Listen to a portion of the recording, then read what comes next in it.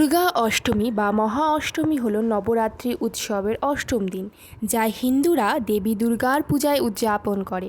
পূর্ব ভারতে দুর্গা অষ্টমী 5 দিনব্যাপী দুর্গাপূজা উৎসবের অন্যতম শুভ দিন।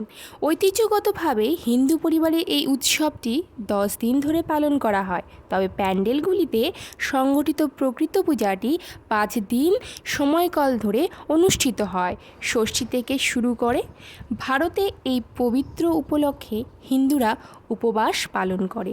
এছাড়াও লোকেরা এই দিনে লোকনৃত্য, গরবা পরিবেশন করতে এবং রঙিন পোশাক পরে একত্রিত হয়। এই দিনটি অষ্টপূজার জন্য পরিচিত। এই দিনে দুর্গার অস্ত্রের পূজা করা হয়। এই দিনে অস্ত্র বা মার্শাল আর্ট ব্যবহারকে চিহ্নিত করার জন্য উপলক্ষটিকে বীর অষ্টমীও দেওয়া হয়। এটি হিন্দু ক্যালেন্ডার অনুসারে আশ্বিন মাসের উজ্জ্বল চান্দ্রপাক্ষিক অষ্টমী তিথিতে পড়ে।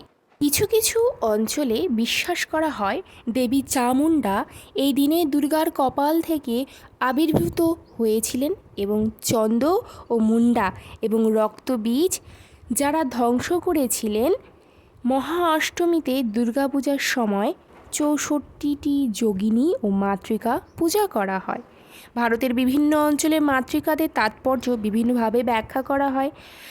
দুর্গা পূজার সময় যে অষ্টশক্তির পূজা করা হয় তারা হলো ব্রাহ্মণী, মহেশ্বরী, কৌমারী, বৈষ্ণবী, বারাহী, নরসিংহী, ইন্দ্রাণী এবং চামুণ্ডা। মা দুর্গার উপাসকরা প্রতি মাসে মাসিক দুর্গা অষ্টমীতে তার আচার পালন করেন, তবে নবরাত্রির সময় যখন তার 9টি রূপের পূজা করা হয় তখন চৈত্র নবরাত্রির সময় অষ্টম দিনে এবং পরবর্তীতে শারদীয়া নবরাত্রির দুর্গা অষ্টমী পূজিত হয়। আজ তবে এটুকুই থাক, দেখা হচ্ছে পরের ভিডিওতে। শুভ শারদীয়া সবাই।